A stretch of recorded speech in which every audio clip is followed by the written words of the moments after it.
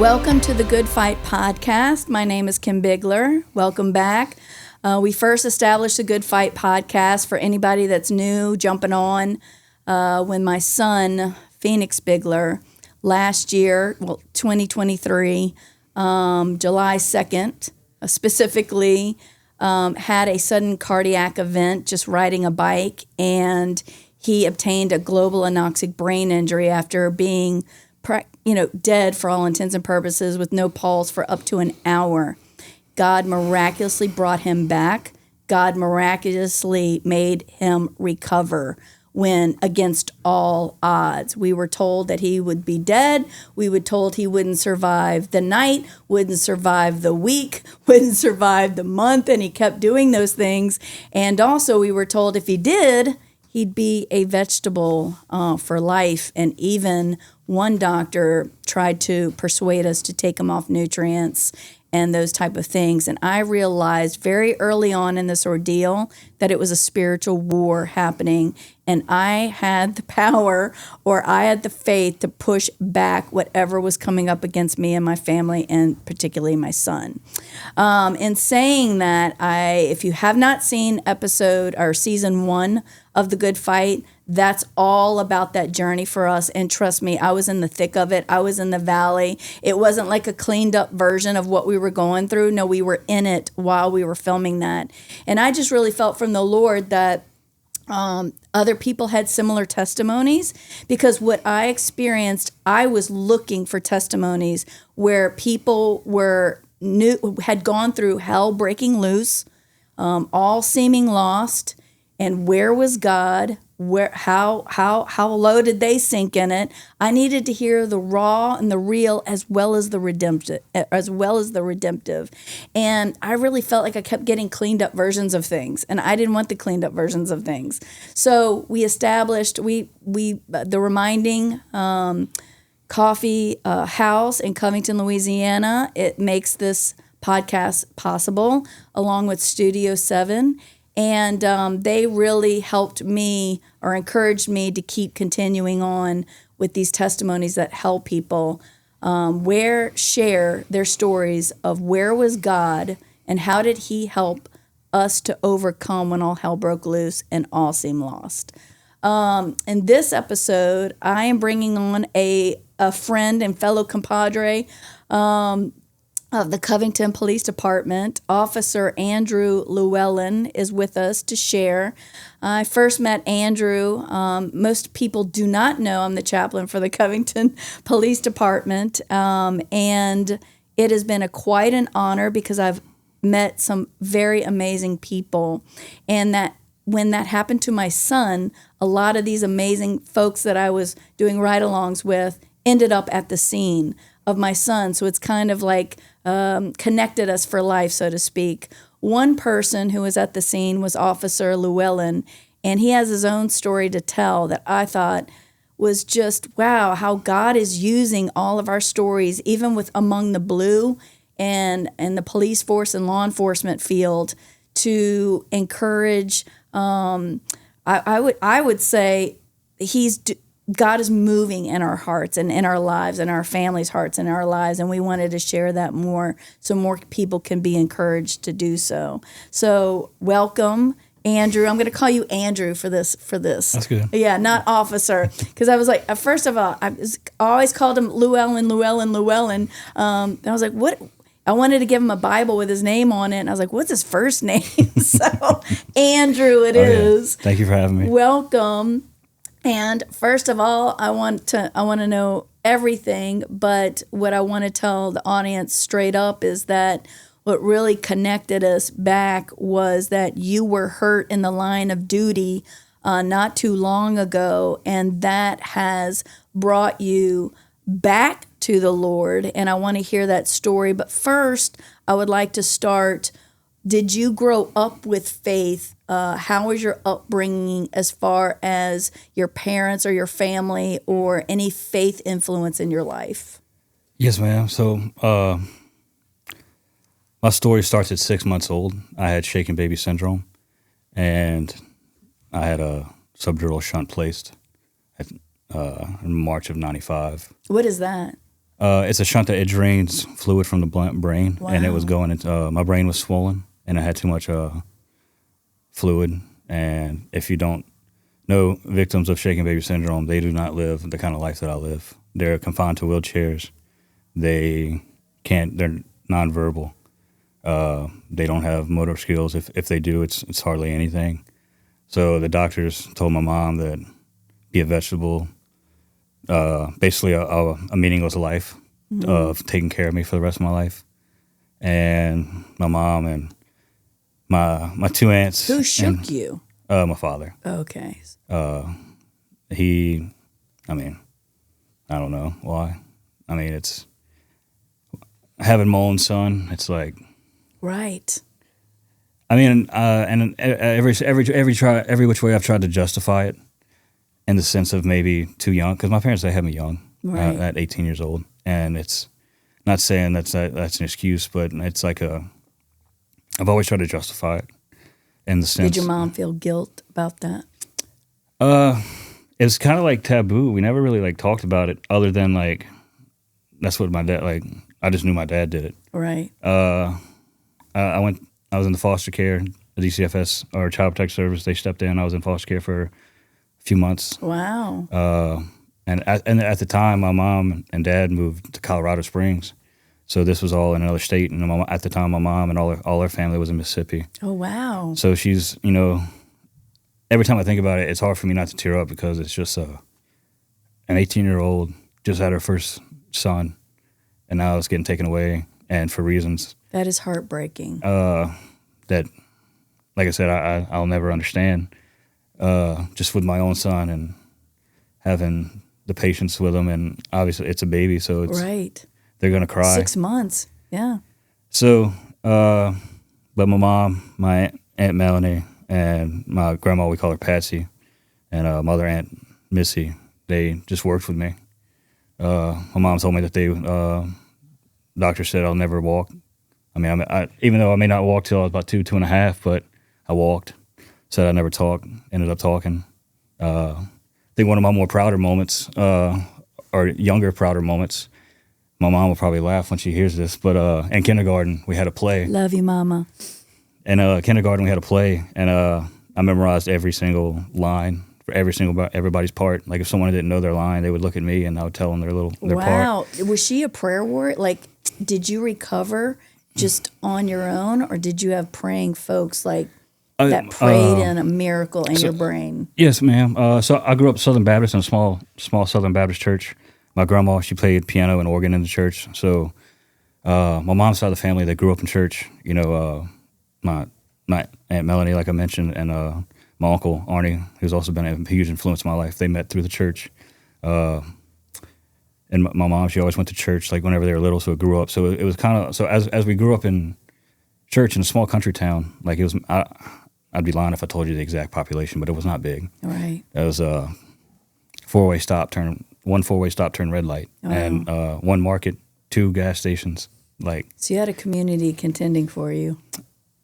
Yes, ma'am, I did. And a lot of people in that church, I grew up with those people until later, I'll get to it, but we later moved to Hammond. But up until I was about 14, 15 years old, we were always in the church that I can remember. Now, it may not been as consistent as in like every Sunday, but I remember really young it being every Sunday, and I remember we'd go on Wednesdays. One of the teachers, she started this Teen Kids. We went every Wednesdays. Me and my cousin. We were just. It was just kind of like it wasn't. We didn't know nothing else. Right. Sure. So and it wasn't like we weren't. For most kids who go to church like that, yeah. So it's not that we just thought that's how you grew up, especially in a small country town. It's like. Were you aware though, in going to church, because you were supposed to be a vegetable the rest of your life from the shaken baby syndrome? Were you aware, or were you just too young to really grasp? Were you aware that God did something in your life and you were a miracle? I wasn't aware. I remember every time I would go to the doctor, like the pediatrician, and like there's a few moments that kind of just stand out whenever they're like, you had shaken baby syndrome, and they would ask my mom. My mom would be like, yes, like, and they would just be like, I I specifically remember the faces because they were just like shocked. Yes. But I wasn't aware, like, the miracle That you were given. So it's not like I had like this early on spiritual realization that God did this to me. It was just, to me, it was like, oh, I was hurt when I was little and now I'm better. Oh, okay, yeah, right. And I didn't really grasp how hard, like, you know, my mom and my aunts and my grandma really worked with me until later on, probably just recently, as like a couple years ago. Wow. Because it took me a long, long time for me to even ask my mom about it. Just because because you knew it was hurtful to her. To her, like to me, and I just kept asking myself, do I even really want to know what happens? Like, Right. is it better for me to just make up something? Because it might be easier for the way you think about your dad too. You don't know, especially a son, much less just kids in general, but a son, the way he thinks of his dad. I could see how you would want to protect that, even though you knew he hurt you, but you didn't want to know how deliberate or how any other things that would shake your identity of him. Oh, yeah. And would you say that's true? I know a lot of kids, because I don't know if you knew my background with kids in foster care, but I'm a founder of a nonprofit that serves kids in foster care. And what I do know from the kids in foster care, that a lot of them have to build up kind of an identity about their parents that doesn't match, you know, or they know that their parents kind of hurt them or put them in harm's way, but like you, they don't want to know, you know what I mean? The details are sketchy. I'll get a little more into it. So I also grew up, my dad was also abusive to my mom. So my identity and my father, it was just shattered. I bet.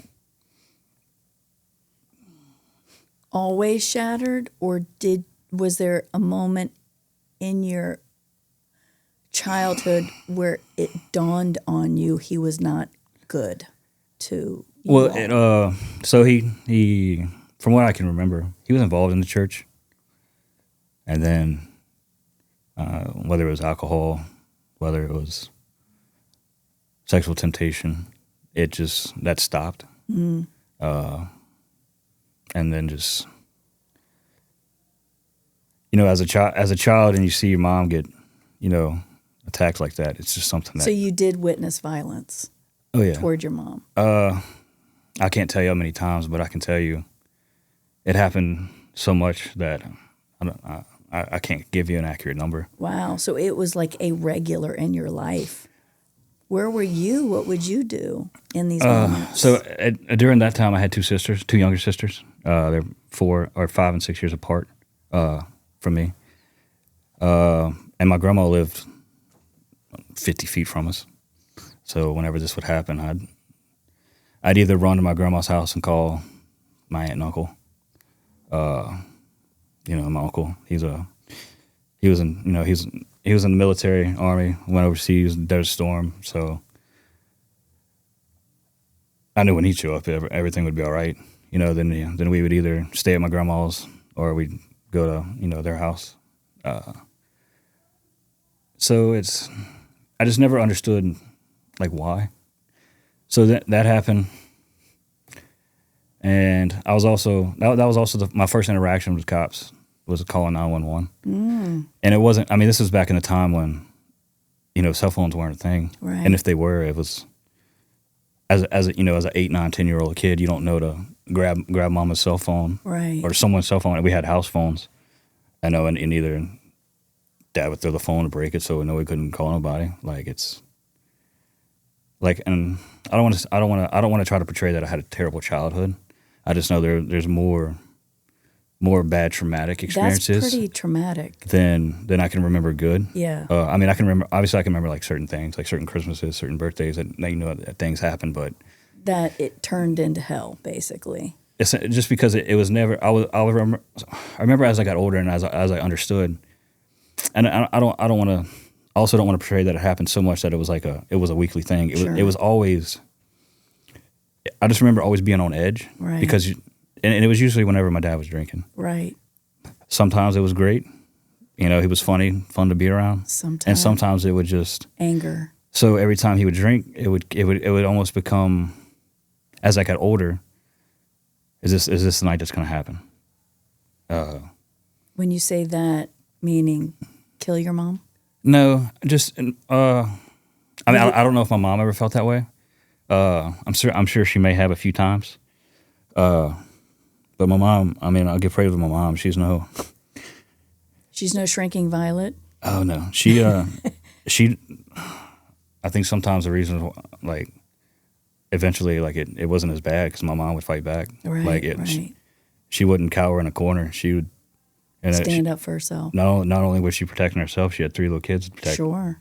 So and seeing that and going back to whenever I called 911, they'd show up back in the 90s, actually up until, I don't know, probably the late thousands. Domestic violence wasn't taken as serious as it is now. Yeah, I would agree. So they would always come and either they would just tell my mom and us to leave. Right. Or they'd be like, oh, well. Work it out. Essentially. Yeah.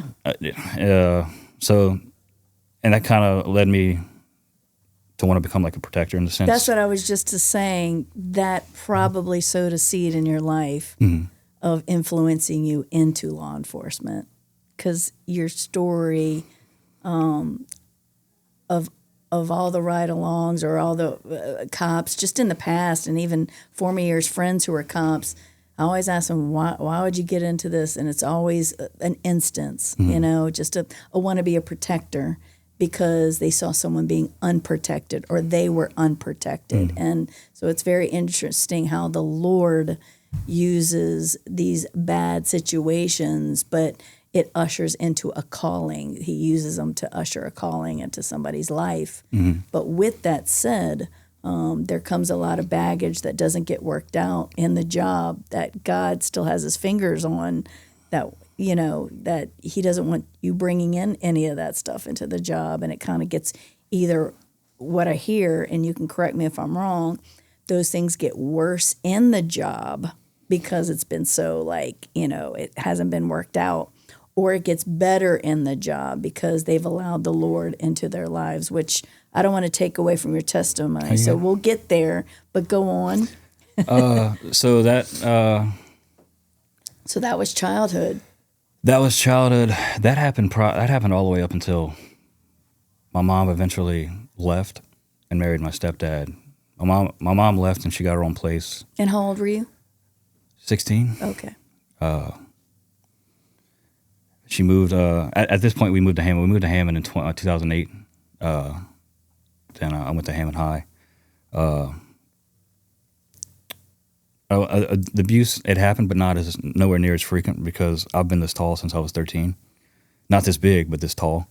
So I don't know if that was kind of a factor of, because I remember a few times, like, it would happen, I would stop it, like, try to stop it. Right. I mean, at the end of the, up until I think you actually get into your first fight, you think you can beat up anybody. Right. So even though I thought I was an inch taller than my dad and thought I could take him, I mean, in reality, could I? Right. But when my mom eventually left, she still married my stepdad. Great dude.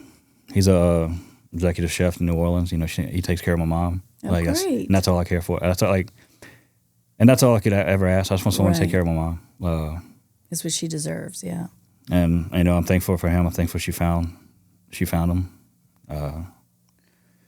So that's going back to high school. So once she left him, she got her own place, you know, then it was time for me to graduate. Well, one of the things in high school that I didn't get the memo is all my friends were actually making good grades, but I didn't. So when the time of graduation came, all my friends, you know, they're going to LSU, Southeastern, and then they're all... I never really know what I wanted to do. I joke with Angel, I want to be like I want to snowboard, I want to wakeboard, and I want to do that and get paid for it. Like, almost like an extreme sports athlete and just get, like, I never had, like, an ambition or, like, I want to do X, Y, Z. So whenever all my friends started going to college, I ended up joining the National Guard. But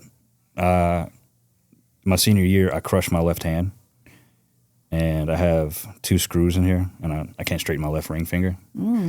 So that I didn't put that on any of my medical paperwork in the military. So 8 weeks in, I get kicked out. Wow. So there goes plan A. Right. And then I'm like, what do I do now? Right. And at this time, we were still living in Hammond. And we would occasionally go to church. We'd still go to the same church in Mississippi. From Hammond, it's about an hour away. That's dedication. And we'd always go. I mean, obviously, like your Thanksgivings, Christmas, your Easters. But, I didn't realize the importance of having the divorced parents and not centering God in your life, how quickly that can be almost self-destructing. Totally. It's such a destabilizing force. Because I don't think anyone understands. And it's not that I've never blamed God. I've never asked God why. If anything that I've ever been through, I've always asked, what are you trying to tell me? Right. What are you teaching me? What are you showing me? But it wasn't until recently after this happened, even though I was asking the question, I wasn't listening. So you did feel like an ungrounding of a shaking of sorts, and it wasn't like you didn't know God. You were like, "What's going on here?" But at the same time, you weren't just completely, or have learned to lean on Him completely. And like I was telling you before, I always knew I needed to, but being 18, I mean, in high school really, so kind of backtrack, I apologize, but before I went to Hammond, I went to Park Lane. It's a private Christian school with probably 20, 25 kids in your class that you'll probably go throughout kindergarten through 12th grade. And then, probably friends for for life, yeah. Essentially, to now I went to Hammond High with 5,000 kids. All right. And it was That's definitely destabilizing.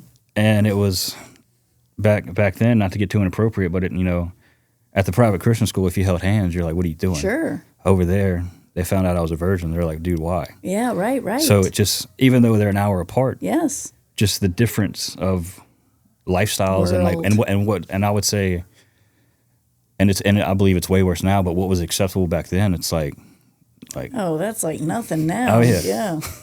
It's wild to me because it's moving to Hammond, and I tried to fit in. Like I've always been good at fitting in. I've always been able to talk. You're social. I've always had plenty of friends in the sense of I can get along with anybody. You're a people person. So I met a couple dudes. We started our first little band. Didn't go nowhere, obviously, but you got a backup plan if the cop thing don't work out. And then it's not that I fell into the wrong crowd. It was just trying to live that high school life. You just needed a crowd. Yeah. And I joined the baseball team, and then only hung out with pretty much all the people on the baseball team. So you were just in high school. You were just kind of fluttering around, trying to find your way, find your identity, find your people, your tribe, so to speak. Mm-hmm. And God was, you knew Him, but you didn't know Him. And that kept a little bit you still untethered. Mm-hmm. Yeah. And another thing Hammond had, it was a larger Catholic population. So it was, whenever a lot of people found out I wasn't Catholic, it's like, not that I was looked down upon or anything like that. It was more like, what's Baptist? Right. And I'm like, well, we know our Bibles, we do. True. I remember doing Bible drills 5, 6, 7 years old in front of the church. Like, oh, you don't know that verse? That's like day one Sunday school. And I bring that up to say not only did I know God, I knew the Bible and I knew what it said. Right. So I go throughout high school. Now I'm 18, 19, 20 years old, trying to find a job, and you can ask Angel, I get bored easily. Yeah. So if I felt like I got too good at a job, I would look for the next one. Yeah. That's all cops, by the way. For those just listening, his wife Angel is with us, and she's probably going to pipe in later on in the segment. But yes, I've noticed with all and maybe I say all you people, like law enforcement, but that's kind of what drew me to it, is because we get bored, we don't like monotony, and we're looking for fires. Oh yeah. So I know I went from We're built that way, by the way. We're not psychotic. It is a calling. Yeah. Oh yeah. So I've climbed cell phone towers, putting up cell phone antennas. I worked at Walmart distribution center in Walmart as a forklift driver. I worked in the plants, and I always was drawn to law enforcement. I wouldn't say stupidity, but in my lack of knowledge, I thought you needed a criminal justice degree. Oh yeah. So I was just like, since I didn't go to college and I had no interest in going to college, I just kind of like wrote it. You just felt you weren't qualified. I was just like, oh man, I missed out on that. Right.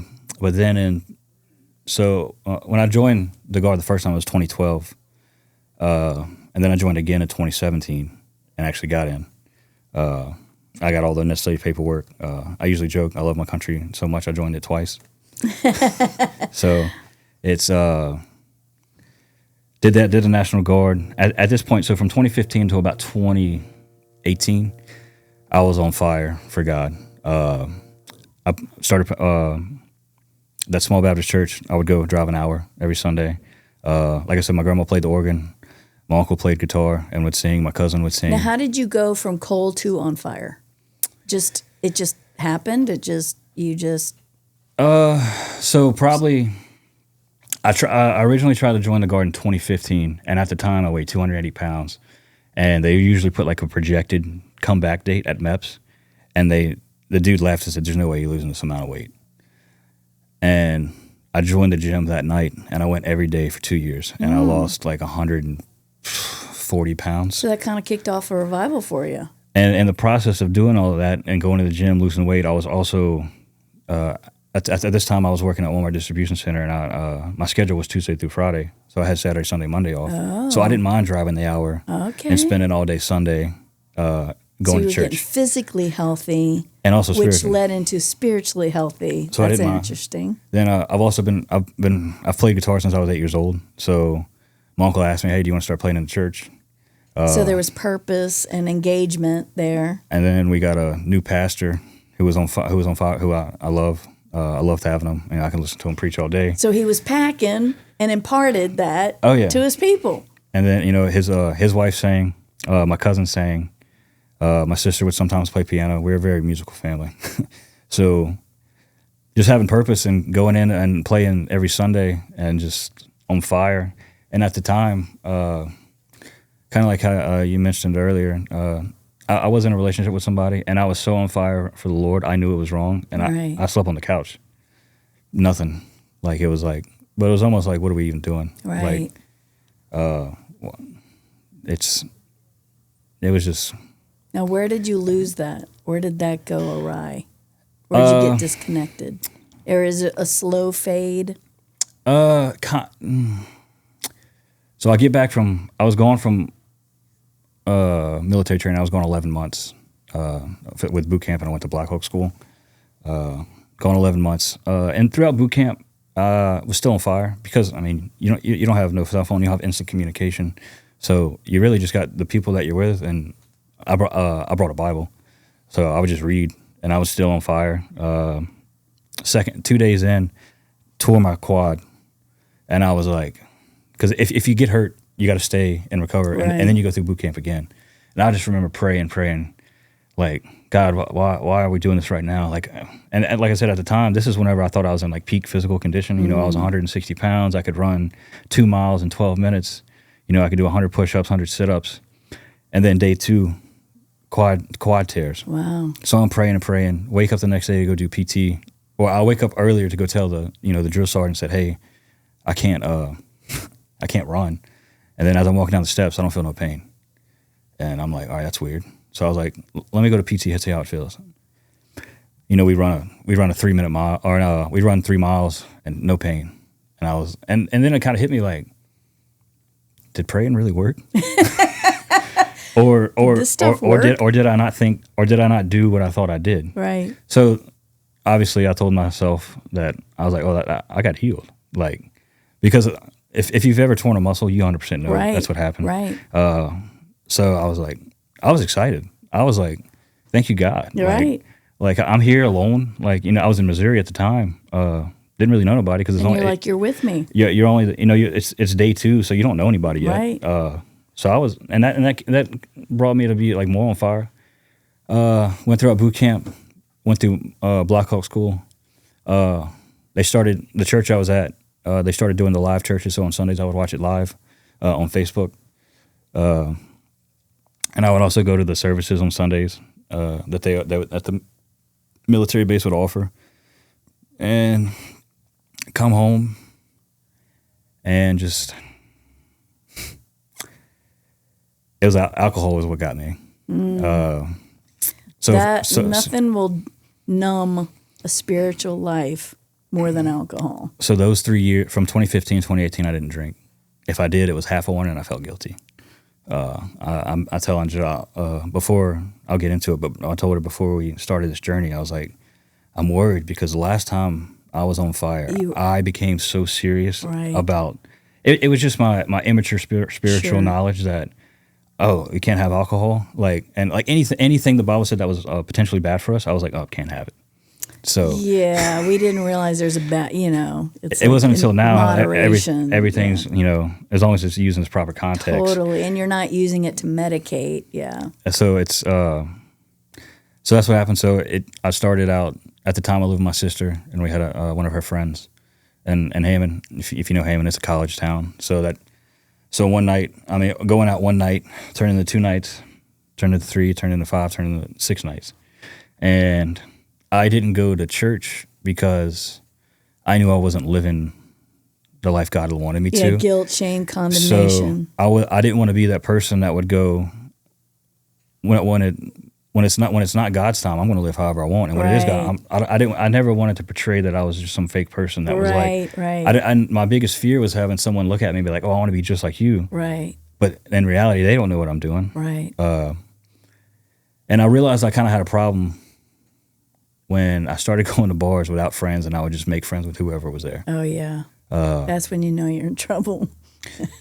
and then right around that time, my grandpa on my mom's side died, and that kind of just put me in I've been very blessed in the sense of I've only lost a few family members in my whole life.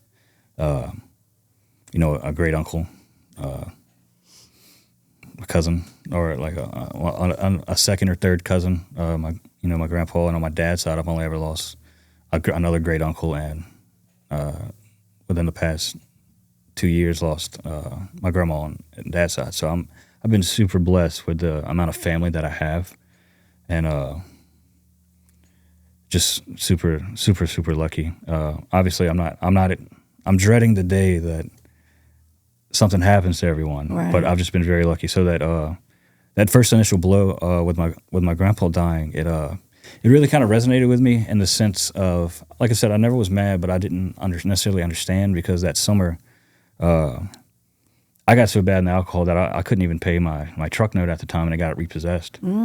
And so you were starting to lose things. So you were starting to the consequences of the addiction. Oh yeah, and was rearing its ugly head at this point. I called my grandpa, or I think I called my grandpa. I called my mom and said, "Hey, I need help. Who can I call?" And I'm not entirely sure how it came to be, but I was told to go talk to my grandpa. I went up there. He asked me. He was just like, "What do you need?" He didn't harp on me. He didn't question me. He's like, "The only thing I ask of you is you work for me," and I did. I'm glad I got that time to. He was also in Vietnam, so he told me a little bit about his time in Vietnam as I would go up there. And I didn't feel any guilt whenever he passed, or any grief, because I feel, and just in my personal opinion, I think grief is unexpressed love. Yeah. And the more you grieve, you just feel like you haven't told that person how much you felt for them, or what you felt for them, how you felt for them. At the time, he had lung cancer. He was exposed to Agent Orange. He had one lung removed and another half. So he pretty much had a quarter of a lung. So the fact that he lived as long as he did with what he had was already a blessing. So you were still drinking. This was before you went into the law enforcement, right? This was 2019. This was he passed December 23rd, 2019. Okay, 2019. And then, so you was on a drinking binge. Did you quit before you came to law enforcement, or did you carry it into law enforcement? I'll get into it. So Yeah, get into it, please. Angela's like, yes, let's. So that was December 23rd, 2019. And that's whenever I said I need to do something about my life. Like, I'm tired of living like this. I'm not happy. You got to get to that rock bottom. Anybody. And it's got to be pretty bad for you to want to change, yeah. So I started, I was praying for someone. I was praying for a wife. And it kind of dawned on me that God's not going to send me a wife whenever I'm not even acting like a husband. Like, right. So I can't remember the exact questions. I have them. I have like 4 Bibles at the house, and I wrote these questions down. I tried to find them, but I just couldn't find them. But I wrote 6 or 7 questions down, and 2.5 months later, I meet Angel. Another answer to prayer. You ran without your leg, hurting. Mm-hmm. That should have been God eye winking you that I'm with you. Mm-hmm. There's power in prayer. Oh yeah. And then you went to him again for a wife when you were still at rock bottom. I need a helpmate. I can't do this life by myself. Oh yeah. And he sends you what, 2.5 months? You said. Yes. I wish God would answer my prayers that quickly sometimes. Actually, yeah. So. Well, at the time, my mom lived on the West Bank in Luling, and she was going to the Metairie Parade. And Angela was like, "Hey, if you're serious about wanting to meet me, come to the Metairie Parade." It wasn't until I'm thankful. I like that, Angel. Look, if you're serious, you come to me. I made him work for it. I love it. I am thankful that my mom was going to that parade, because I don't know if I honestly would have really went if my mom wasn't going, because that was my ride. Like, if I'm just being honest, we met. I fell in love at first sight. How long did y'all get married? A year after? Not even. 6 months. Oh, good. Well, yeah. So we met then. When you know, you know. Yeah. So after we met, a month later, COVID happened.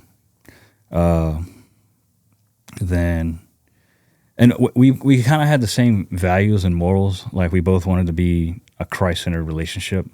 Now, if just being accountable, we weren't living like that. Sure. Like, we wanted it, right. But we weren't doing what we're doing now. Right. I would say it was more or less the spiritual immaturity and not understanding. Right. Like, you need more than, I want to live like that, right. to actually do it. But not, and that's another reason why I fell in love with her. She cares, and she's loved. She's seen me at my worst, and she's seen me at my best. Mm-hmm. And I'm extremely and forever be grateful for that. But COVID happened. What do we see? We saw each other once a week. Just because, at the time, no one knew how bad COVID was. Yeah. So I could only see her once a week. Then I think they lifted the ban or something. Then we So y'all got married, and then started your life. Now, did you see what you wanted in him? I'm bringing Angel into the conversation now. See what you wanted in him after you got married? I will say... Did it start off good and then it faded? Like, how? When we were dating, I think it was like 3 months, I found out I was pregnant. And I was so upset. I was like, how am I going to do this? Like, we're just dating. Like, I didn't know if he was going to stay, he was going to go. I was scared. He 100% stepped up, and like, there wasn't a question. Like, I knew he was going to be there. He told me he was going to be there. Like, and then I mean, we were prepared, to have a baby. I ended up having an ectopic pregnancy, and we lost the baby. Wow, that's tough. And I mean, we were so like new, like we were in like this new relationship, and we were still getting to know each other, and then we were going through this, and it was COVID, so like he couldn't even really be with me in the hospital. So I was alone most of the time, and this man sat in the parking lot in the car because he knew that, I guess if I just knew that he was in the parking lot with me, I would feel better. Because, like, I didn't know what was going on. The hospital didn't really tell me. Right. Like, it was just a broadside. it was a scary time, but I knew then that he was supposed to be my husband because no other man would have done what he did and made me feel safe and just make me feel like. And that kind of, because I'm trying to work toward, you being a cop in law enforcement, what happened here, where you were kind of falling off and then came back to the Lord. But so this, what I'm hearing, was a time when he put a lot of investment in the piggy bank, so to speak. Way up front that affirmed and confirmed marriage in a way that probably kept you steady in the marriage when tougher times came. Yeah. Talk about those tougher times. I think I'm feeling more led to ask Angel to lead us into the tougher time, and then I'm going to come back to you, Andrew. I just think, and then all of that happened, and then I moved in with him, and then, we were married by 6 months, and I think we were just so caught up in, oh, we're married, and, like, we get to, like, live together, and we get to do all of these things, and, like, we would drink together, and I would always feel guilty, because I'm like, I don't want to do this, but, like, it was COVID, and I was like, what else are we going to do? Right. It was kind of like... It bonded you a little bit. It did, and, like, we did bond over things, and... I don't know. I just feel like... But it was like a conviction. Yes. Like what I'm feeling. It must be. It's yes. Like and then... You all were already God's. Yes. That he did put you guys together. Yes. But there was a calling and, I hate to say it, a surrendering. Yes. That had not happened yet. That was being dulled and dumbed down and even shifting away from him through just... like you said, guys, just getting together and drinking and just kind of, it just seemed more like waywardness, like not real anchoring and not real, like you said earlier, Andrew, just not an awareness of really what God wanted from you. And I think we drank because I was upset that we had lost a baby. And, like, I think that Who hasn't medicated? I was trying to deal with something. Yes. And, like, we were trying to deal with something together. And then we got married. And, like, I wanted to have another. Like, I was like, I'm ready to have a baby. Like, I want to be a mom. And, like, it took us a year. It was, like, a year on the date. I remember I went back to my OB. And he was like, you were here a year the year before. And I got pregnant with our son.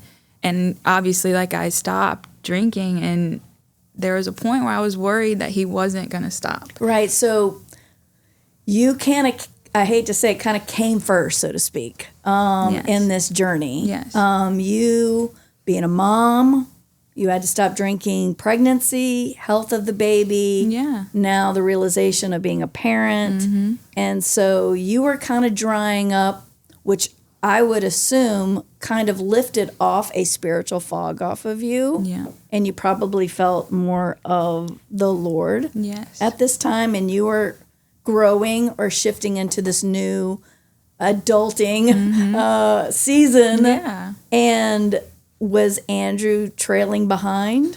He wanted to. I always felt like he wanted to. And I'm not saying that he drank all the time because he didn't. Like, he did what he had to do as my husband, and he did what he had to do as my partner. But sometimes when he would drink, it would go overboard, and I would get so upset with him. I would be like, this isn't what I want. I want us to live like a more spiritual life together, and I want us to do this for our child. Right. And overboard meaning till I blacked out. And I was going to ask this, and this may be a sensitive question. I always tell my guests before we come on, if there's anything that I go to that is a no-go, tell me. But did you get violent like your dad? No. So it wasn't that kind of... No, it was more, what would you say, just drink as much as I can until I fell asleep? I just think... And not listening to her when she would say, you need to stop, and I would just be like, why? Now, why were you were you numbing still childhood, numbing still fatherless? People don't realize that trails your that continue. That's a thread in someone's life when it's not properly dealt with. Do you think it was that, or maybe subconsciously? Probably more or less.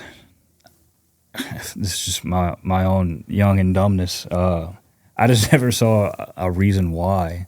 She would be like, "You need to stop," and I would just be like, "Well, I'm not hurting anybody." Yeah, because she was pregnant. So she was pregnant, and well, that's my DD right there. Like just being honest. Like, and I would be like, "Well, why do I need to stop?" I didn't realize the emotional toll of her not having her husband with her throughout her pregnancy was until after I stopped. Like, and I didn't really fully understand what she meant was, I don't want to live like this. And I'm just... You were feeling alone. And I was trying to get him to understand it now, because I was like, I do not want to bring my son into this life and you continue to do this. So I was like, I need to do something and try to fix it. Because I don't want him growing up with this either. I didn't want it to continue on in our lives. This is not going to be a husband or a father figure in this house. Yeah. And for anyone listening, if your wife ever tells you this, just remember, if you want to be a good man, you need a good woman right next to you. There you go. Angela told me, she's like, I'll never ask you to stop drinking, but if you continue, I will leave. And that's all she had to tell me. You know, if we could high five right now and I didn't, like, bust my butt on this table. I didn't realize, I knew what I was saying to him, but I didn't think that he would get it, but that has stuck with him. That kind of boundary, you know, you gotta respect that. I love him. I love him so much, but I was like, But you love him. You love him enough. Yes. I mean, in the Bible, you know, it's like God will let us go. He will send us over to Satan. Yeah. And then we got to hit rock bottom, and that sometimes is what is needed for the redemption to happen. So, because I tell this to people all the time, God will not override your will, but you have to want to. The guy next to Basil, do you want to be well? Do you want to be well? Yeah. And because it will never change unless your will is involved in that change. And now, God can do what you can't do. Yeah. But the will, you have got to engage your will to what he wants to do in you. And I think that type of boundary helped him. Yes. Because he loved you and you loved him. That was real love. That wasn't just like, you know, shallow love. And that's very interesting. I never wanted to tell him what to do. I'm not his mother. Like, I'm his wife and I'm his partner. Because you were asking for his will as well. Yes. You didn't want him there without his will. Yes. So that's what I'm getting. It's like the same thing with the Lord. It's like the Lord saying that to you. I love you. Yes. But I'm not going to be a part of this. Oh, yeah. I'm going to leave you to it. Yes. And that's kind of what you said. And then... Interesting. I remember we had Jet. Jet's our little miracle baby. That's our son's name, Jet. And it was easy. Once we had Jet, we felt guilty for even drinking. We didn't do nothing. The first year Jet was born, we probably only went to maybe my mom's and her house. And is that when you got into law enforcement? Yes. So how far along were you? I was pregnant. I think she found out maybe a week or two before I got hired at Covington. So I got hired in Covington in July of 2021. Okay, 2021. So we haven't even been married a year yet. And I was in the academy. Ida hit. Right. And that's how I became close with Masters. Okay. Because since I wasn't firearm certified. Masters, for the listeners, is Lieutenant Masters.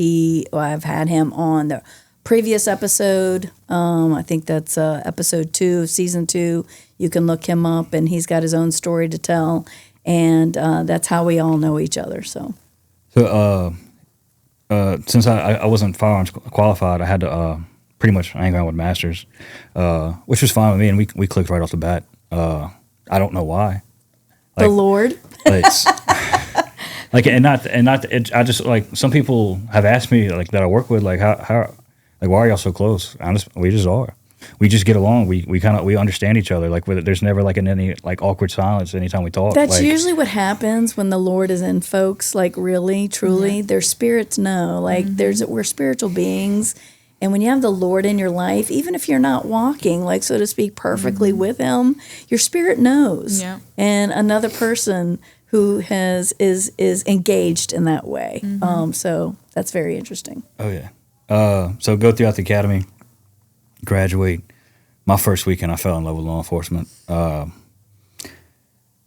I don't want to betray that I enjoyed the violence. Sure. I enjoyed being called to be the one To run into it. So like my first, I get that. I think that's why I enjoy it so much, even though I'm just the chaplain. I'm always like, Chief, put me in critical incident. Like, help me. I want my own, vest. And and when remember, I would tell you, I said, Chief won't let me ride with you because you do the violent stuff. But that's who I want to ride with. And people just think you're weird, but it's a calling. You're built for it. Yes. I tell people this all the time. There's peacetime servants and there's wartime servants, and people are built for war. And now it can bite us in the booty because we're always like wanting this chaos, and we don't live well without chaos. I don't either. I need a fire to run into, to respond to, or I'm not well when everything is comfortable every single day. That's kind of when I get shady, a little bit off track. And I need something to be like happening. I need to be finding a solution for something or go, And so I get that. And I don't think people understand that about guys in law enforcement when they say, about the suicide rate and the addiction rate and the mental health rate. It's not just the violence that they see, although I'm not saying that that's not part of it. It's also how they're built when everything is comfortable. For someone built for wartime or built to go into fires, it's hard. I don't think people understand. Comfort, I feel I'm just led to say this. Comfort is hard for people built for chaotic times.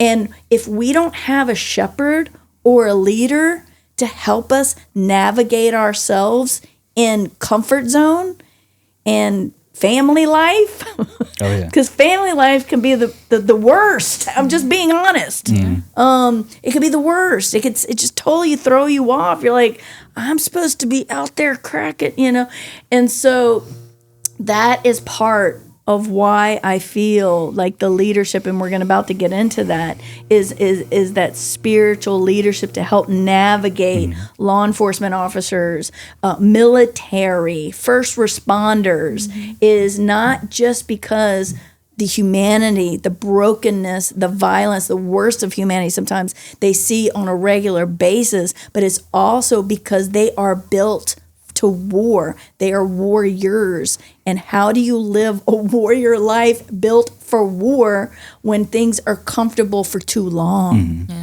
That will drive you to drink. Because you're looking for a war that's never happening.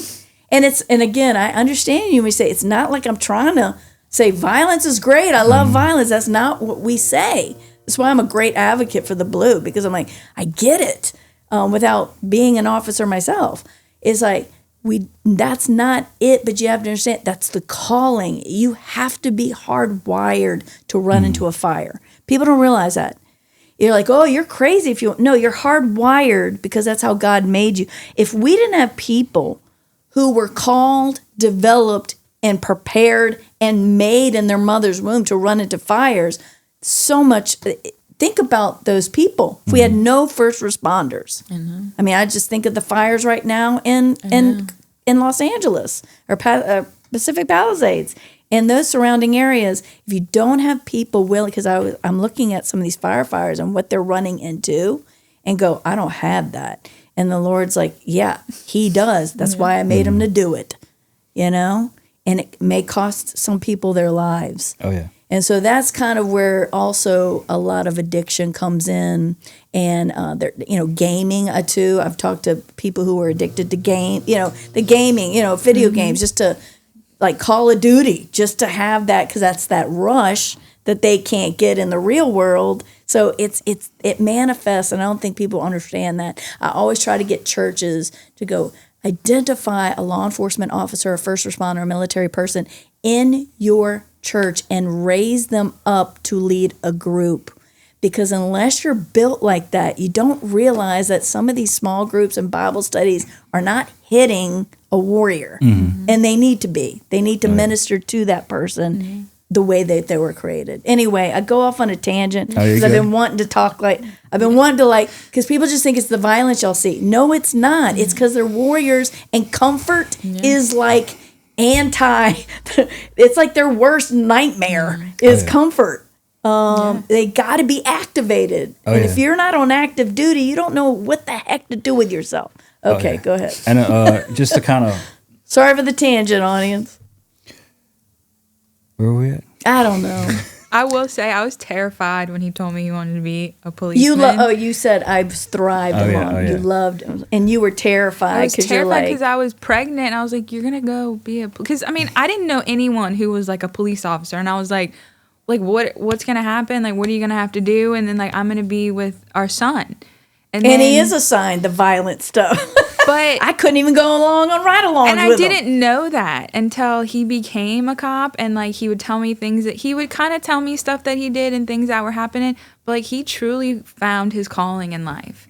He was supposed to be that. To fight the evil that way. And I hate that. Like I hate that because like I hate saying that because like I feel bad in a sense. But like he was chosen to be a police officer, and he loves it. And he loves it. And those who are called in that particular department, they thrive in it because they're built for it. It has nothing to do with they love violence. And, I've heard these crazy things where people they love the violence, or they're just they've got pent up anger, so that's the way.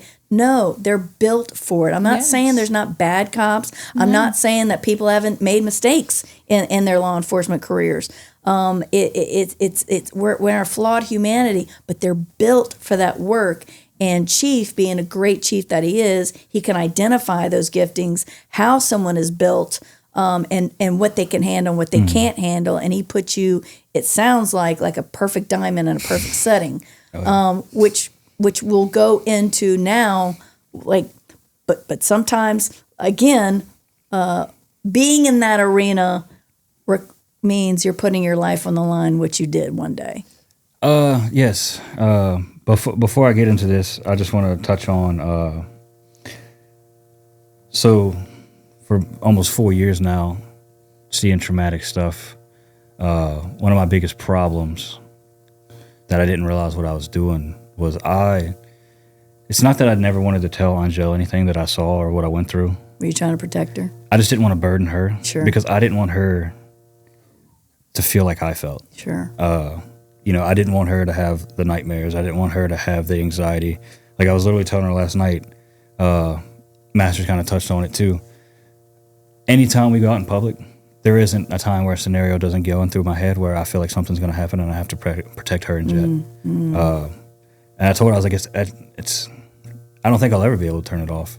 And it's once you see enough evil, violence in the world, you just kind of get exposed to a whole new realm of opportunities that could potentially happen. Totally. And even for me, just to be honest with you, before I connected with the department and started being a part of the department family, going on ride-alongs and even being exposed to the things that I was, even on those ride-alongs. I mean, I saw my first body. It's just like I saw some things on the job already. For whatever reason, I can understand just on a sliver of a note, because I haven't experienced anything that you've experienced or had to do what you've had to do. But I cannot put my back to a door. That's when I know. I was like, and someone was like, "What's your problem?" And I was like, and they're like, "Let's go sit up front." That speaker. We're in a big auditorium. I'm like, "Oh heck no." I'm staying right by this door. Oh, yeah. And I usually can't even sit down anymore. I have to stand up. I'm looking around the room like a church, like I used to, I like being in the back now so I can see everyone in front of me. I don't like having my back to a lot of people. I mean, law enforcement, you can call it being jacked, they'll jack you up, but that's my little sliver of my own personal testimony on that front. Oh yeah, and it's I tried to protect Anjo because I never wanted her to see that, because I didn't want her to, because honestly I felt like messed up, like something was wrong with me. Was this, how long into the job did you start feeling that way? So when I started when I got out of field training, I was on at the time we had permanent day and nights, so I was on permanent days. Son was just born, and I was still new. I was still learning. I was still I was still learning how to be a proactive cop. I was still learning how to work calls. I saw I wouldn't say I saw anything traumatic until we had a bad wreck on Ronald Reagan Highway. An 18-year-old kid got hit and ended up passing, and I was the first on scene for that. And that was the first time I've told her that, hey, when I get home, I'm going to need you. Wow. I don't want to go into detail because I don't want to. I'll tell you in private, but it's what I saw when I lifted that airbag curtain was something I'll never forget. Wow. And I also had to call his mom and let her know Wow. I just told her to go to the hospital, that he's being air meded. And I did. I do remember telling her, I'm like, if you're religious, I'd start praying now. And hearing the scream, I'll never forget the way that she screamed on the phone. And that's just like little things that not that I didn't want to tell Anjo, it was just hard, like,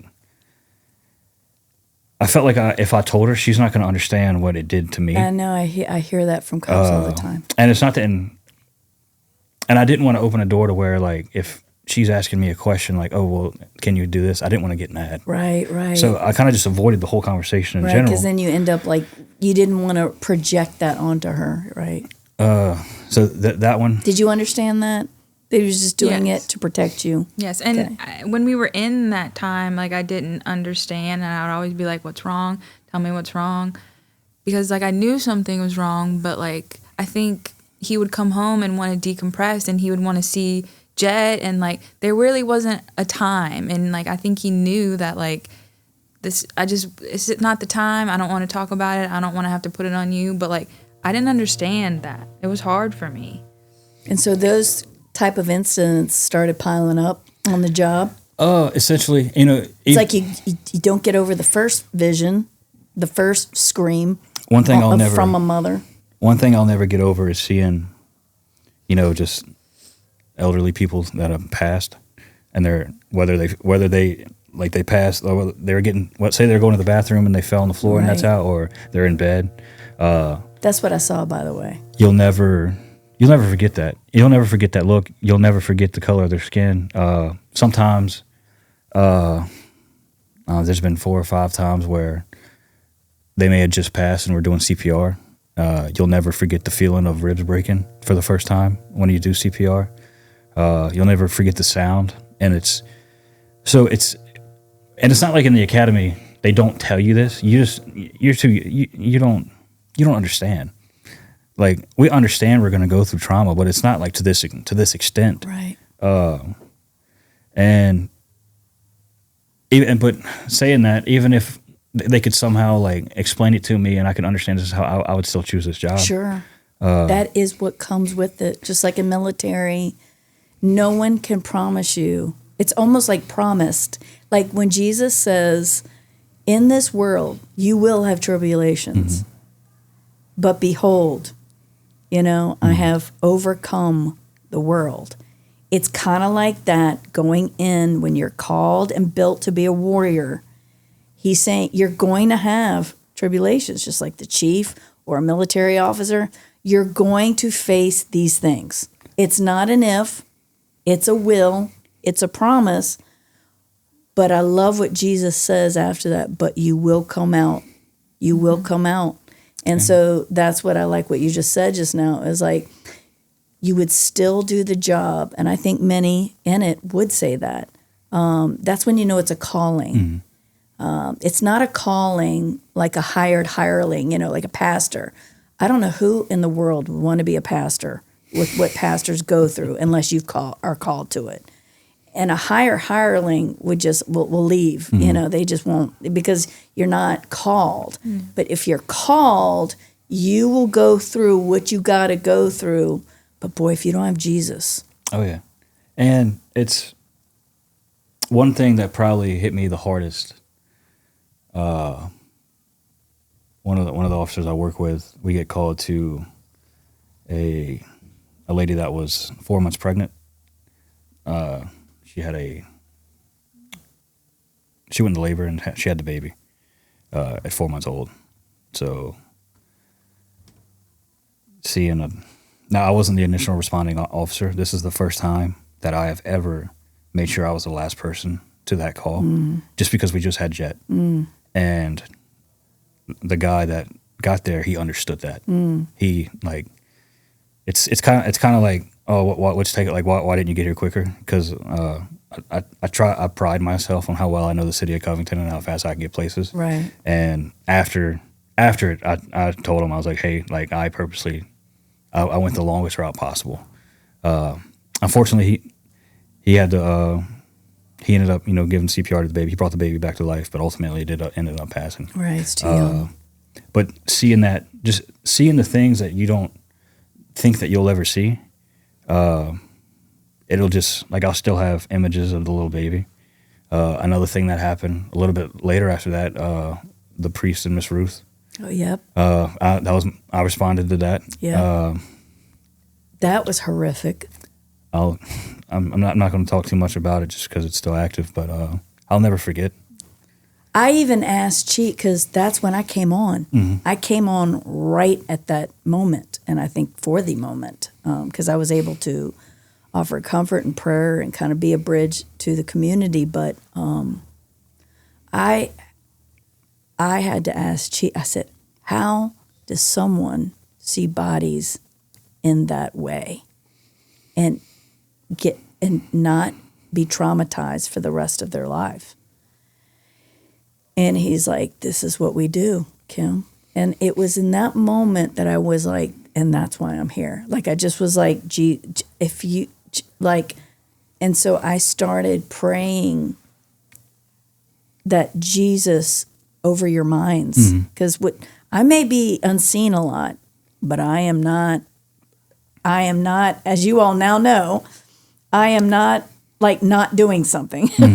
I do the stuff that the cops are not able to do, and that's not why they're there. That's not their job. I'm there to do my job, and my job is to pray the blood of Jesus and his life into you all. So I started praying. Whoever, and I did not realize until just now, you were the one that saw that.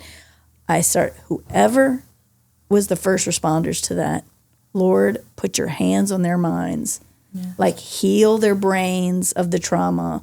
Like, I know that they can't forget it, but heal the trauma, heal their brain, shield their minds, breathe life into those places that won't go off shifty into their spirits. You know what I'm saying? And do something to their spirits that will cause them fear or cause them, the horrible dreams and nightmares. So that's what I did.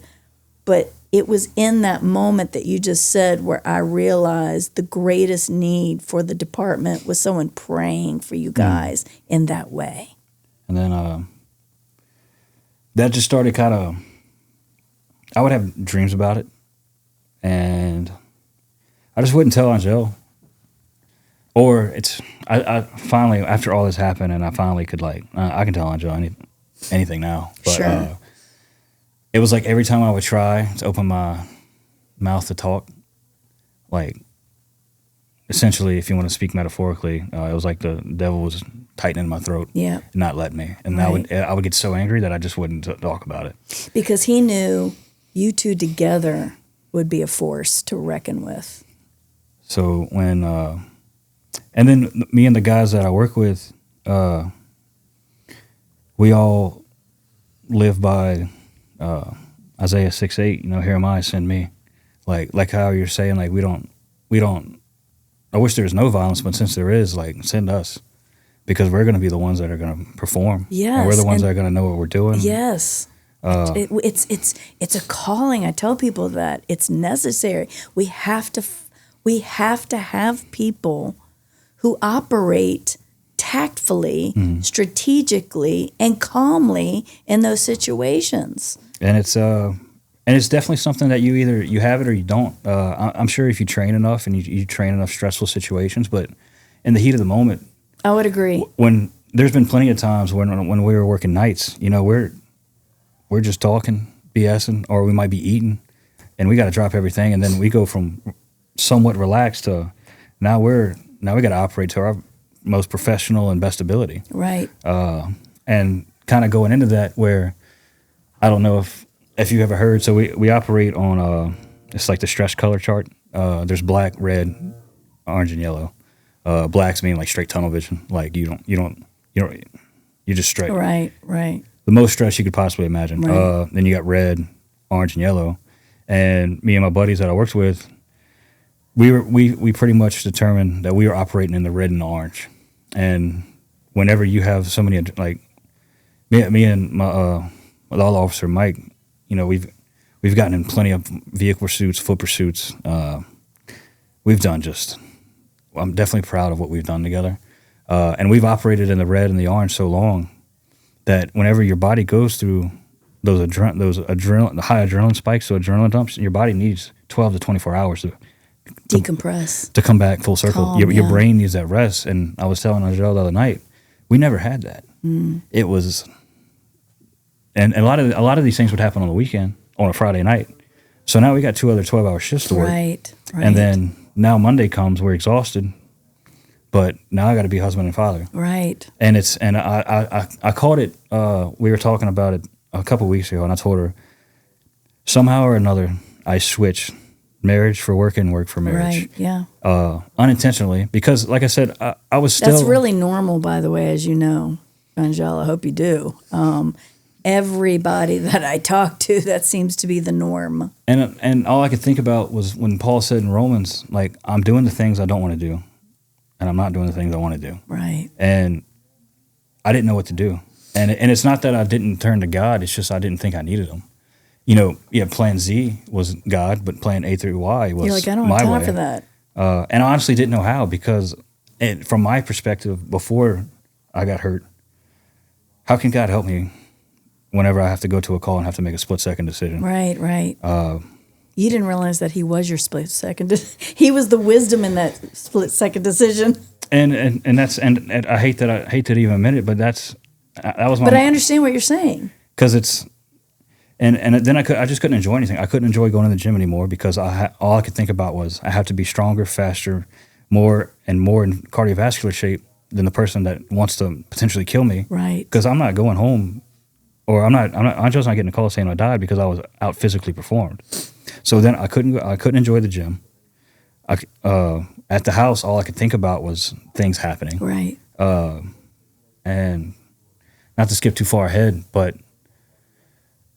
the fact that Angel and we can say I love you in front of each other so much that now our son says it to us. That's wonderful. That is one of the more things I'm proud of. Like, I don't care about the awards, the accommodations, the praise. How many fathers can say that their son does that to them? Like, not saying, hey, I love you, son, and he says I love you back. No, he randomly comes up to us and say, love you. And he's 2. Yeah, he's 2. Let me bring up something bigger here. You broke a generational stronghold because your father shook you, and you've imparted love to your son to where he is saying that back. So there's something in a generational spiritual pattern of, people from a family that it's like addiction that can pass on. Violence can pass on. And it does until somebody shifts into the opposite direction. And I don't believe that can happen without the Lord. And because you saying you may not be including him in all your decisions, or you didn't know how to really make time for him because you were just red, yellow. I mean, who doesn't understand that? Like, where do you fit that piece that church, that faith time, like Masters even said on a previous episode, I'd even go to church. I'm like, y'all don't know. Y'all don't understand what I see. So, and I understand that after what happened to my son, I'd go to church. I'm like, y'all don't know. So y'all don't know what it means to look at your child blue and have to like fight everybody that he will come back. That's saying that's supposed to know that he won't. So I get how the devil will use that to keep us further from him. But what you just did and what you're just describing right now is you totally closed the door on a generational pattern that was there. And that's what I'm more proud of. And your dad if your dad was healthy and your dad was in the Lord, he'd be proud of that.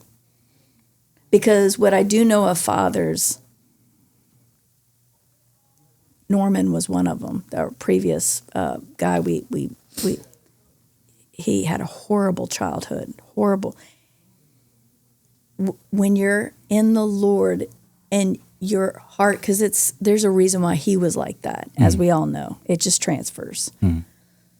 But them, if they were honest and not under the influence and not under demonic influence, would be proud of the fact that their offspring chose a different path. No one wants their kids to be like them. They know they're not good.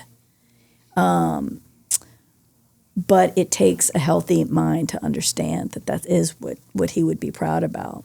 And and I only say that because husbands and dads that actually were like that came to the Lord and say, I regret being that way, and I am proud that my sons and daughters didn't turn out that way.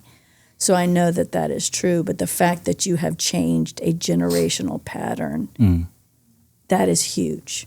That is like a bravo. That is a victory. And you're right. There's no awards, no accommodations, nothing anybody can say that can replace that. Oh, yeah. That is the trophy. Jet, right there, being loving. Learning how to receive it and give it. That's the trophy. Oh, yeah. I guess so. Do you want me to go on the injury now? Yeah. I do want to put up this fun fact. It's not fun, but it is a fact that's interesting. Llewellyn also saw my son. Yes. I think you were on the scene for that. Did that affect anything in your life as far as the Lord is, and to hear his recovery? So I don't have social media. I do want to say, I don't know if Masters went into it, if y'all ever talked about it again, but I do remember Masters coming up to me and telling that it was your son. And I remember he did not know, like, he knew he had to call you. And I remember even asking, like, hey, do you want me to call? And not saying that he was fully capable of doing it, but just how distraught he was. Right, he was. And it's, like I told you at the Christmas party, like, seeing that happen, or not seeing it happen, but walking up and your initial thought is, where's everybody at? Because there's no one around. Right. Thankfully, like Masters said, the PD and the firehouse are like 6-7 blocks away. So hopefully they got there in the amount of time that they got there. Right. And they started doing the CPR.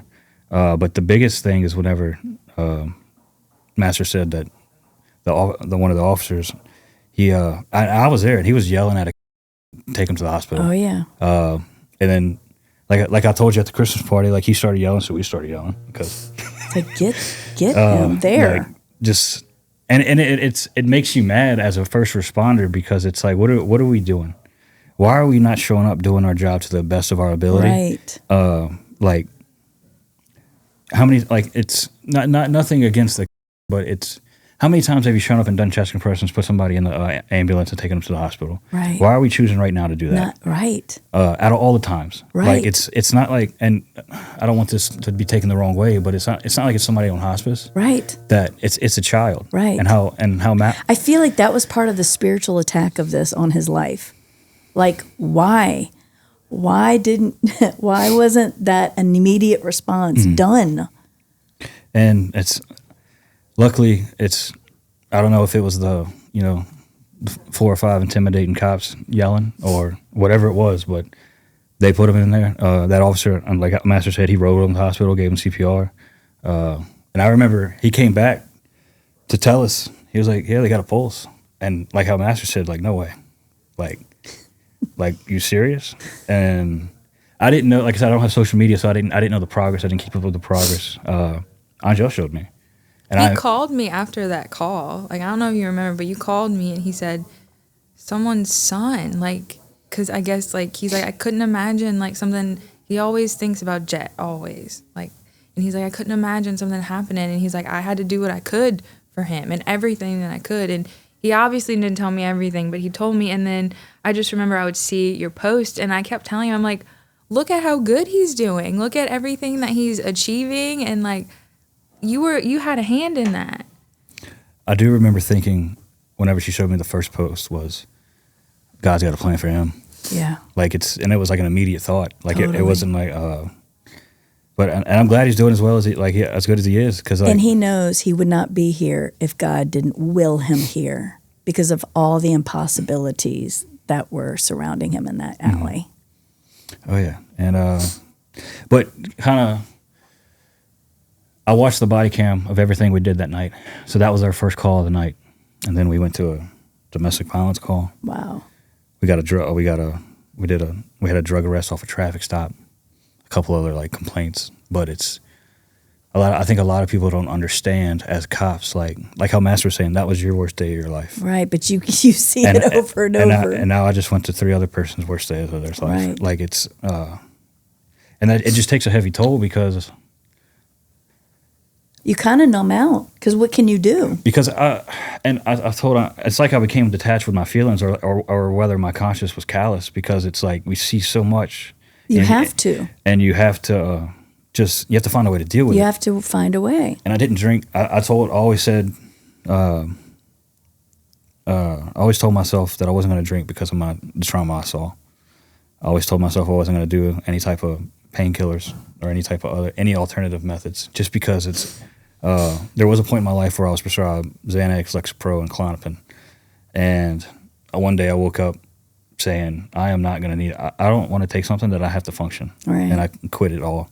And I still have that same mindset. Like, I don't want something to function because I can't just man up and talk about my feelings. Right. And I don't mean that in a discouraging way to people that can't talk about it. But at the end of the day, we have to hold ourselves accountable and know when we have to speak up because it is your responsibility for your health. Your health is your responsibility at the end of the day. Yeah. Because once I started doing it, I told Angel, I was like, why haven't I done this before? Like, it's like you have a realization, like, what was going on? Right. But and I know time is closing in on us, but I do want you to get to the point where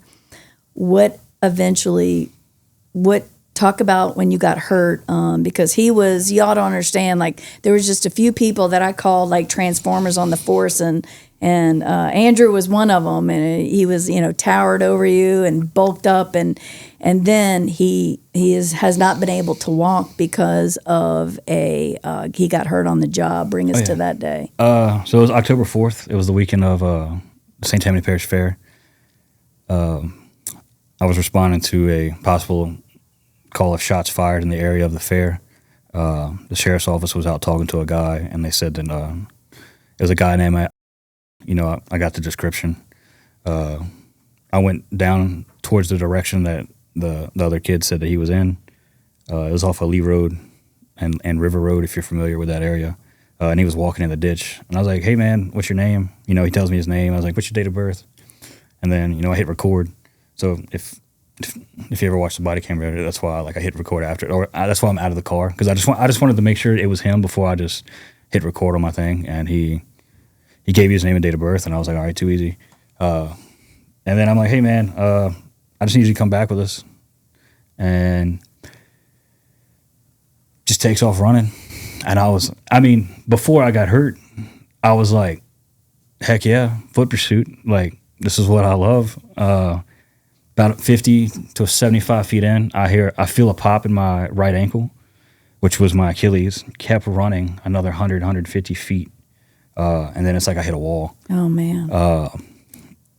I didn't know. Both my knees just gave out. I didn't know if I was shot. Oh, I didn't know. vividly remember feeling my kneecaps were on the outside of my legs. Oh my goodness. And that's when I was like, I have messed up.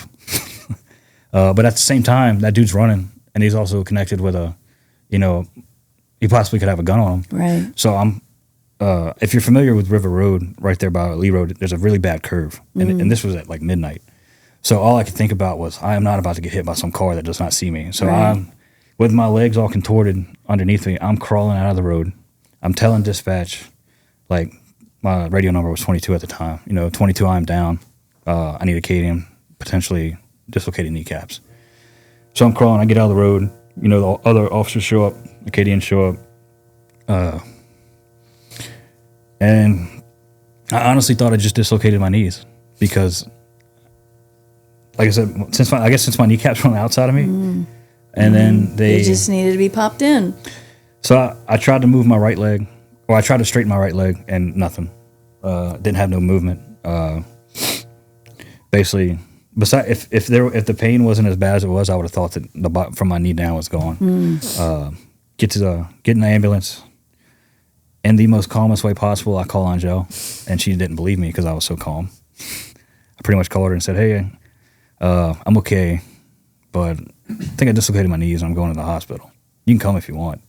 And she's like, "Well, yeah, I'm coming." She's like, "What happened?" I'm like, "Oh, I run it." I didn't realize the extent of the injury until we did the MRIs a few hours later. So for people just listening and wondering, my patella and quadriceps tendons were completely ruptured. My Achilles was completely ruptured and also torn off the bone.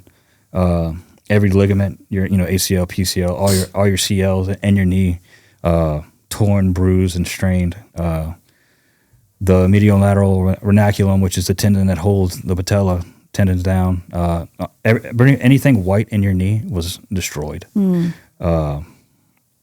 When I did surgery that night. And just for people that are just listening and not watching through YouTube, is that he's in a wheelchair. He's wheelchair bound, right? Yeah. And has been since October, and out for possibly a year out of the force. And so, what I want listeners to understand as we wrap up is that, here's a warrior that's built for war, and you're wheelchair bound, and not only can you not rush into fires anymore, or be a prector in the community? You can't even go into do office work, and how that will change a life, and how greatly I can identify with that. Seeing Phoenix go from a 4.3 GPA student to about to go off to college and do amazing things, to have to relearn everything, and including memory, which he was fantastic at. So I use that as a comparison because that's what really I was like, okay, I need to talk to him. Oh yeah. Because I've seen what Phoenix has gone through to be built a certain way and gifted a certain way, and just be like, why did God, how? And he's never asked us sort of like, well, God, why would you save him only for him to be able to move for 3 hours a day? Yeah. So. And before we wrap up, I do want to just talk about what led. So I went to a rehab center for 2.5 weeks, came home a week after being home. I wasn't terrible to be around, but I wasn't the most pleasant. Sure. Just because I was just angry. Sure. I was quick to just snap, say things that I knew were hurtful. And it was to Angel, just because she was the only one taking care of me. I do want to say that I cannot be anywhere where I am without Angel. But it was a Sunday night. Angel was like, "Hey, you need to make me a priority, or I may not be here." And I love your back. High five across the table again. I just feel like he was starting to get down, and I was scared, and I was like, "You're like, you can't." I was like, "We're not doing this." I said, "Like, I'll help you. Yes. I'll be with you, but we gotta now do what we need to do to get you healthy." Yes. We can't be sulk. You didn't want the sulk. No. Yeah, because the sulk is where the devil is. Now we can go through all those things are normal. But Phoenix will even say himself, he's like, you cannot stay there. You got to shift back into the Lord. What are you doing through this? Like your child, what are you doing through this, Lord? Oh, yeah. It's always something. What are you trying to show me? Oh, yeah. So you got to that. Oh, yeah. She hit me with that. And she hit me with that. Now, before he got hurt, like he was going through things and he wasn't talking to me, and like it was hard. It was hard on me. Yes. And I told him after everything, I was like, I was starting to accept that this is how our life was going to be. Wow. You weren't going to communicate with me, and I almost felt like I was living a separate life. Me and Jet were doing our own thing, and he was a cop, and that was it. And I prayed and I prayed, and I was like, God, do something, like bring him to you somehow. And I say that like, him getting hurt was the best thing that has happened People to us. don't understand that unless you are a person of faith and you really have a relationship with the Lord.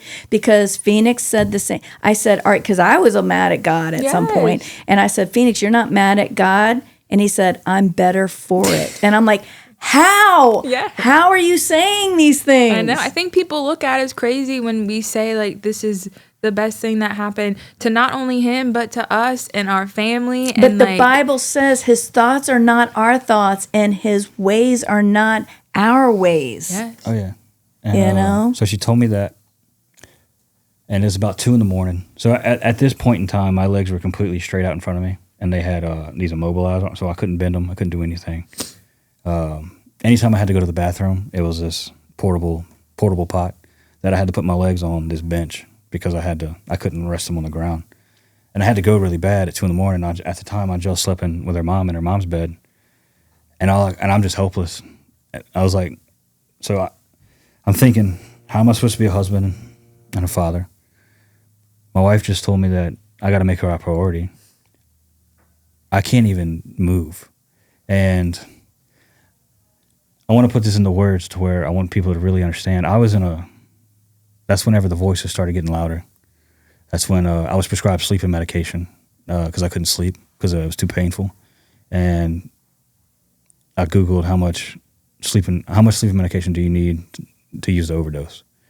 And that's when I realized I had a problem. Not a problem. That's when I realized I need something. Right. So I took those pills and I threw them on the ground because I couldn't get them. Like, even though they're right there, it's not like I could get down and get them. Right. And I don't want to sit here and say I was thinking about like, just since the thoughts were starting to pop in my head, I knew I needed to do something before it got worse. Yeah. Because, I didn't, the devil almost tried to tell me to kill my life, and it almost ended because of it. And it's not that Andrew wasn't there. God was the only one right there in my darkest moment. That was probably the worst that I have ever been in my whole life. He was your constant. Because I remember crying, saying, God, I want you in my life. I just don't know what to do.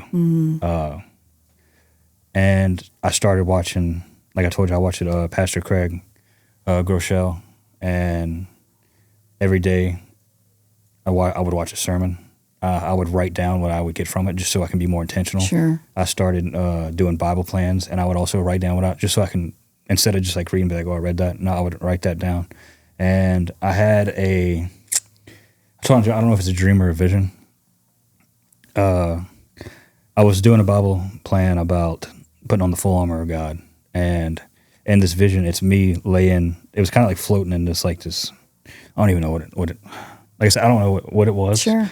And like my body was it was black, blue, and it was like, had scars all over it. And it was like this golden armor being placed over me. And I told Angela the next day, and I was like, I don't know what happened to me last night. I don't know what it was, but it's just ironic that I'm going over, Ephesians and the armor of God, and this happens. It's crazy because I've been in the armor of God, and the Lord's like, I need you to do Facebook Lives about the armor because people have no idea we're in a spiritual war. Oh, yeah. And that's when the spiritual warfare, that's when I started to understand more about the spiritual warfare and about the helmet of salvation and sharpening your sword, understanding Scripture. That way, whenever you do feel those times of anxious, whether it's anxiousness, depressed, you get out. You can, like now, I immediately go to a verse, right? Or I'll open my Bible because there's been times where I've been like, "Hey, I need to go read real quick." He's now teaching the physical warrior. He's teaching his hands to war spiritually as a warrior. Oh yeah, which is interesting. And I told Angela, I was like, I'm excited. Like, I was excited to go down this path because, one, I was married, and I was also married to someone who also wanted to do this. Yes. She could have easily told me, no, I don't want to do this. Totally. I have too much to think about. Right. I gotta take care of you and a kid. I don't have time. And thankfully that she wants to do this with me, and it's been life changing. I saw Llewellyn. We reconnected at a Christmas party that we had, and I gave him a prophetic word. I really don't know what I said. I was literally like leaving, going, "What did I say?" I don't know him that well, but I just laid it all out. I don't know what I said. I don't remember. I just know it was encouraging. And it was something that was kind of building in my spirit because I was thinking about you, and the Lord told me, get him a Bible. Get him a Bible for cop. I feel like that is like that's the specific thing. He didn't want to give you any Bible. He wanted to give you a Bible for cops because he says he's going to be teaching it to cops. Oh, yeah. He's going to be teaching it to law enforcement. And I just felt like a real gift of teaching the word how to fight spiritually, because cops, I keep saying this, and it's like even to people who, may have law enforcement in their churches, they are engaged in physical battles that are spiritual in nature first, that have now manifested, but yet they can't take care of themselves because they don't know how to fight, and their families and their kids are the shrapnel. Hate to say it, shrapnel, whatever it's called. It's like when a bomb goes off, that's what blows up everywhere, because those are what gets brushed to the side. Those are the casualties, you could say. Oh, yeah. And they don't realize when you're fighting that kind of physical evil, spiritual evil is coming at you because you're pushing something back that God said to push back and how you were made to push back. Oh, yeah. But yet it's pushing back on you and your family and your wives. They're totally open to the enemy, like my son in the alley, totally open to the enemy. And it's like, who is fighting the spiritual battles on y'all's behalf? And it was more like the Lord tell Llewellyn he is going to pastor on this field because more of them need to be armed up. Oh, yeah. In the way that the PD can't do. I was so amazed, and I was so happy when you started saying that, because I got to witness Angel's first time having God speak to her. Yay! And we talked about it. Like, I just feel like, I guess maybe, because like my mind, I'm always thinking about what I need to do and what I need to do to take care of him and take care of my son. And I just feel like I'm never listening.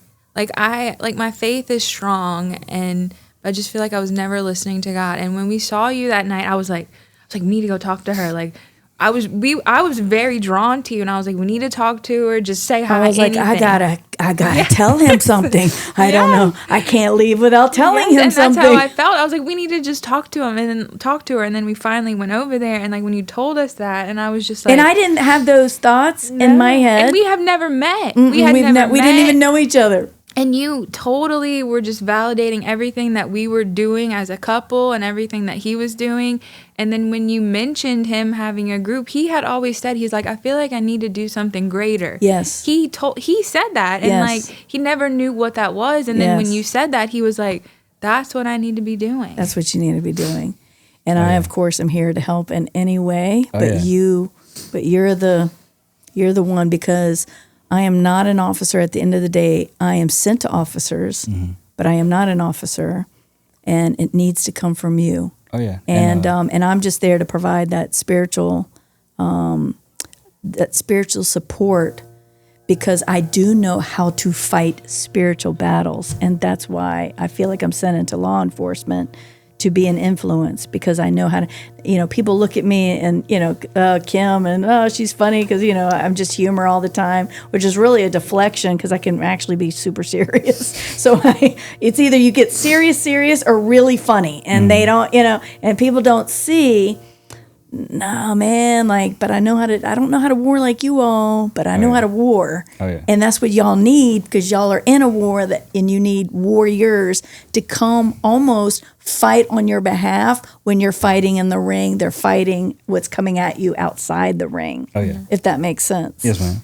So I love this, because I do feel that, I never say God sends suffering. People can wrestle with the Job thing. I don't know. I tell people that stuff I will never know if he creates it, sends it, uses it, but I just know he uses it. And I know he's on the throne. And he allows, Phoenix and I talk about it all the time. He allowed this to happen for a testimony that is greater than Phoenix. This is not Phoenix's story. This is God's story. This is not Andrew's story. This is God's story.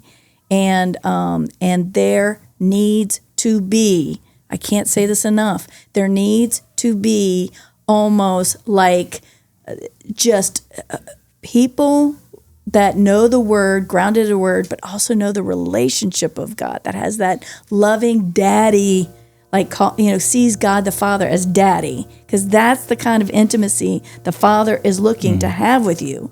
And he wants to bring that to these guys, the men and women on this field called law enforcement, because there's not enough people who are influencing in that way. And you are called to that. Yeah. You're called to both. You're the physical and the spiritual warrior in the matter. And I love that. Yes. And I feel that you are also called to the wives, the children, and the families, because no one's ministering to them. No.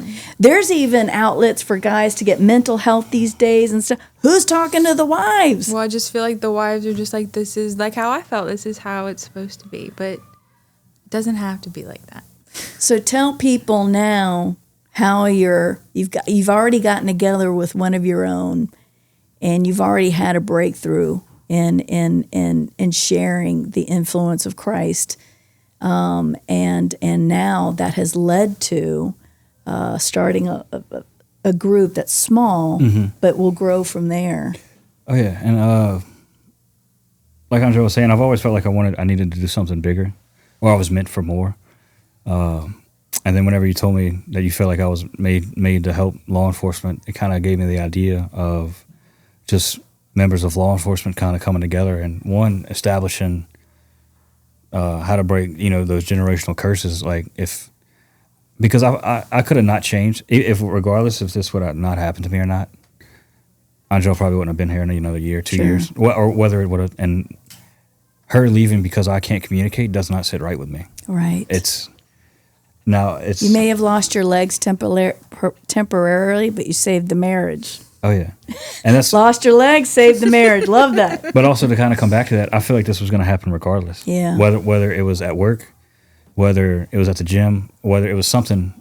Something was down the road. This was bound to happen because I needed to come back. I was trying to gain my own life, and God will use whatever means is necessary.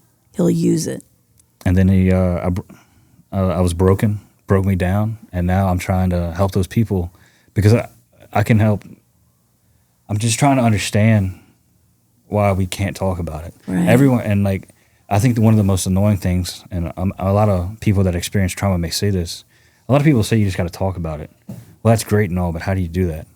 How do we break that psychological barrier where someone's comfortable enough to tell the stuff that they can hardly tell themselves? And that's what I want to do. I just want to bring law enforcement together, and it may start out 2, 3, 4 guys, but if I'm changing that many lives, trust me, that's a match. A match is all is needed with God's help, and also it kind of goes off with faith, because in the Bible it says faith without action is dead. That's right. So I'm going out on faith that God's guiding me in the right direction to do this. And this will not be in vain because of it. Oh yeah, and I really want people to experience how I feel. Right. I have to have 2 more surgeries because my tendons are coming apart and they're going in to redo it. And Angela texted me yesterday, "How do you feel?" And I told her, I was like, "I just feel at peace. I'm not anxious. I'm not nervous." And I want everybody to feel that. It's called surrendered.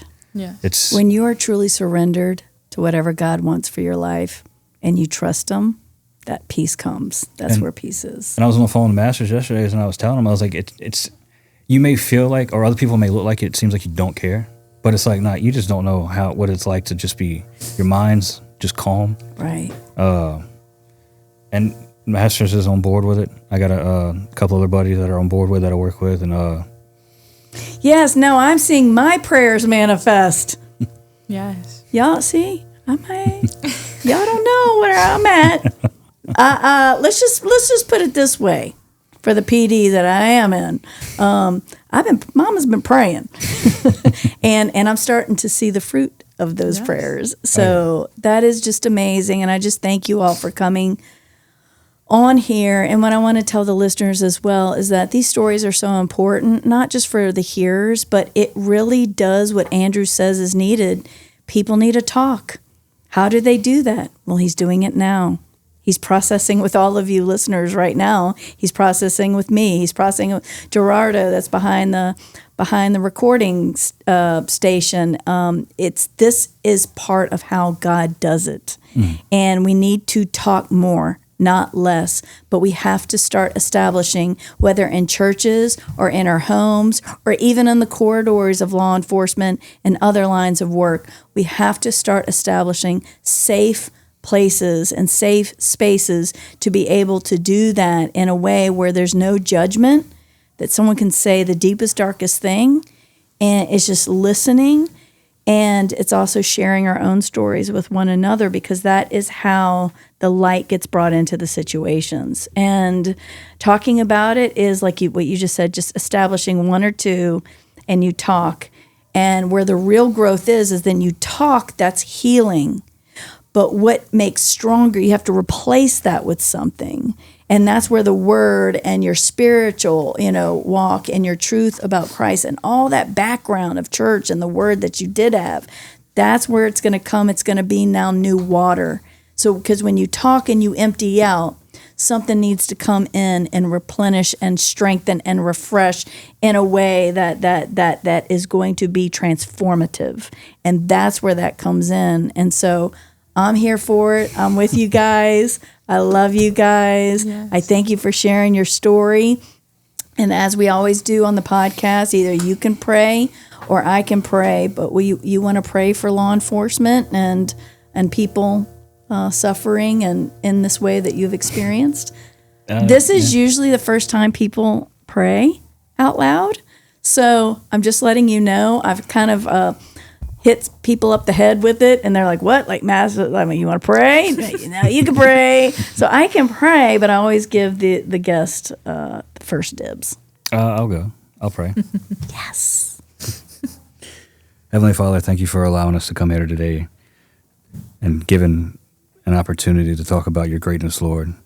Please continue to speak through us and allow the other law enforcement members out there that need to hear us, Lord, and let us draw them closer to you, Lord. Allow them to see you like the blind man believed in you, Lord. Continue to work your miracles and continue to be with everybody. Continue to be with Phoenix as he goes through his journey. Continue to be with Miss Kim. Continue to be with Angel and I as we go through our journey. Lord, continue to guide us towards your kingdom and forgive us where we fail you, Lord. In your name I pray, amen. Amen. Amen. Thank you all for listening. And we're also on YouTube and BuzzFeed, whatever that is, and Spotify, Apple Podcasts. Please share it with someone that needs to hear this, especially those in law enforcement, first responders, military. We know that this will help encourage anybody. We especially know that they need this message now, probably more than ever. So thanks for listening.